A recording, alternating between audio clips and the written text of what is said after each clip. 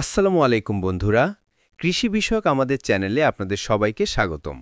আমি কৃষিবিদ ইমরান এবং আজ আমরা ধানের এক মারাত্মক শত্রু যা আমাদের কৃষকদের রাতের ঘুম কেড়ে নেয় সেই গান্ধী পোকা নিয়ে বিস্তারিত আলোচনা করব। আপনারা হয়তো এর নাম শুনেছেন বা হয়তো এর ক্ষতির সম্মুখীনও হয়েছেন। আজ আমরা জানব এই পোকা কি, কখন এটি আমাদের ধানের ক্ষতি করে এবং সবচেয়ে গুরুত্বপূর্ণ কিভাবে আমরা কার্যকরভাবে এর দমন করতে পারি। তাই ভিডিওটি শেষ পর্যন্ত দেখুন, কারণ আপনার ফসলের সুরক্ষা আপনার হাতেই। তো চলুন প্রথমে জেনে নিই এই গান্ধী পোকা আসলে কি। এর বৈজ্ঞানিক নাম হল লেপ্টোকরিসা অরাটোরিয়াস। এটি এক ধরনের বাদামি সবুজ রঙের পোকা, দেখতে বেশ সরু এবং লম্বা। মজার ব্যাপার হল এর শরীর থেকে এক ধরনের বাজে গন্ধ বের হয়, আর এই কারণেই এর নাম হয়েছে গন্ধি পোকা বা আমাদের পরিচিত গান্ধী পোকা। এই পোকা মূলত আমাদের ধান গাছের রস চুষে খায়, বিশেষ করে যখন ধানের দানায় দুধ আসে বা দানা বাঁধে। এরা ছোট থাকতেও ক্ষতি করে, কিন্তু এদের পূর্ণাঙ্গ অবস্থাটাই সবচেয়ে ক্ষতিকারক। এখন প্রশ্ন হল, গান্ধী পোকা কখন ধানের সবচেয়ে বেশি ক্ষতি করে?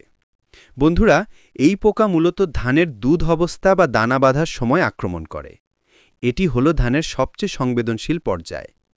যখন ধানের দানায় দুধের মতো রস থাকে, তখন পোকাগুলো শীষের উপর বসে সেই রস চুষে খায়। এর ফলে কি হয়? ধানের দানা শুকিয়ে যায়, চিটা হয়ে যায়, অথবা একদমই অপুষ্ট থাকে। ফলে আমাদের ফলন অনেক কমে যায়। আরেকটা গুরুত্বপূর্ণ বিষয় হল, এই পোকা দিনের বেলায় গাছের গোড়ায় বা আগাছার মধ্যে লুকিয়ে থাকে, আর সন্ধ্যা বা রাতে এরা সক্রিয় হয়ে ওঠে। মেঘলা বা আর্দ্র আবহাওয়া এবং জমিতে আগাছার পরিমাণ বেশি থাকলে এদের বংশবৃদ্ধি দ্রুত হয়। তাই এই সময়গুলোতেই আমাদের বেশি সতর্ক থাকতে হবে। এখন আসা যাক সবচেয়ে গুরুত্বপূর্ণ অংশে, কিভাবে আমরা এই গান্ধী পোকা দমন করব। বন্ধুরা, আমরা যান্ত্রিক, জৈবিক এবং রাসায়নিক এই ৩ ধরনের পদ্ধতি ব্যবহার করতে পারি। প্রথমেই আসি যান্ত্রিক ও জৈবিক পদ্ধতিতে। এটি পরিবেশের জন্য সবচেয়ে ভালো। আপনারা আপনাদের ধানের জমি এবং আইল থেকে নিয়মিত আগাছা পরিষ্কার করুন। আগাছা এই পোকাদের প্রিয় আশ্রয়স্থল। সন্ধ্যাবেলায় জমিতে আলোর ফাঁদ বসাতে পারেন। আলো দেখে পোকাগুলো আকৃষ্ট হবে এবং ফাঁদে আটকা পড়বে। সকাল বা সন্ধ্যায় হাত জাল দিয়ে আপনারা পোকা ধরতে পারেন, বিশেষ করে যখন এরা সক্রিয় থাকে। কিছু উপকারী পোকা আছে, যেমন মাকড়সা বা লেডিবার্ড বিটেল, যারা গান্ধী পোকার ডিম বা ছোট লার্ভা খেয়ে এদের সংখ্যা নিয়ন্ত্রণে রাখে। তাই এদের বাঁচিয়ে রাখুন।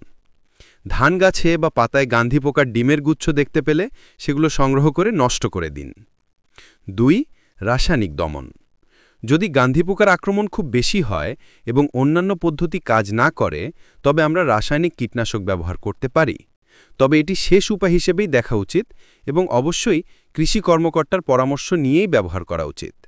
সাধারণত ম্যালাথিয়ন, ফেনিট্রোথিয়ন বা কার্বারিল গ্রুপের কীটনাশক এই পোকার বিরুদ্ধে কার্যকর। তবে স্থানীয় কৃষি অফিসের সাথে যোগাযোগ করে নিশ্চিত হয়ে নিন কোন কীটনাশকটি আপনার এলাকার জন্য উপযুক্ত। কীটনাশক ব্যবহারের সময় প্যাকেটের নির্দেশিকা অনুযায়ী সঠিক মাত্রায় ব্যবহার করুন। সবচেয়ে জরুরি বিষয় হল সতর্কতা। সকাল বা সন্ধ্যায় কীটনাশক স্প্রে করুন। স্প্রে করার সময় অবশ্যই মাস্ক, গ্লাভস এবং সুরক্ষামূলক পোশাক পরুন। স্প্রে করার পর সাবান দিয়ে হাতমুখ ভালোভাবে ধুয়ে নিন। বন্ধুরা, প্রতিকার করার চেয়ে প্রতিরোধ করা সবসময় ভালো। তাই কিছু সতর্কতা মেনে চললে আমরা গান্ধী পোকার আক্রমণ অনেকটাই কমাতে পারি। প্রথমত, ধানের শীষ বের হওয়ার সময় থেকে দানা বাঁধা পর্যন্ত আপনার জমি নিয়মিত পর্যবেক্ষণ করুন। যে কোনো পোকা দেখলেই প্রাথমিক পর্যায়ে ব্যবস্থা নিন। দ্বিতীয়ত, সুষম মাত্রায় সার ব্যবহার করুন। বিশেষ করে অতিরিক্ত নাইট্রোজেন সার ব্যবহার করবেন না, কারণ এটি পোকার আক্রমণ বাড়াতে পারে। আশা করি আজকের এই ভিডিওটি আপনাদের গান্ধী পোকা এবং এর দমন পদ্ধতি সম্পর্কে একটি পরিষ্কার ধারণা দিতে পেরেছে। মনে রাখবেন, সঠিক জ্ঞান এবং সময়মতো পদক্ষেপই আপনার ফসলকে রক্ষা করতে পারে। যদি আপনার এই ভিডিওটি ভালো লেগে থাকে, তাহলে একটি লাইক দিয়ে আমাদের উৎসাহিত করুন। আপনার বন্ধুদের সাথে শেয়ার করুন এবং আমাদের চ্যানেলটি সাবস্ক্রাইব করে পাশে থাকুন, যাতে ভবিষ্যতে আরও এমন গুরুত্বপূর্ণ কৃষি বিষয়ক ভিডিও আপনারা দেখতে পারেন। আপনাদের কোনো প্রশ্ন থাকলে কমেন্ট বক্সে জানাতে ভুলবেন না। সুস্থ থাকুন, ভালো থাকুন এবং আপনার ফসল ভালো হোক। ধন্যবাদ।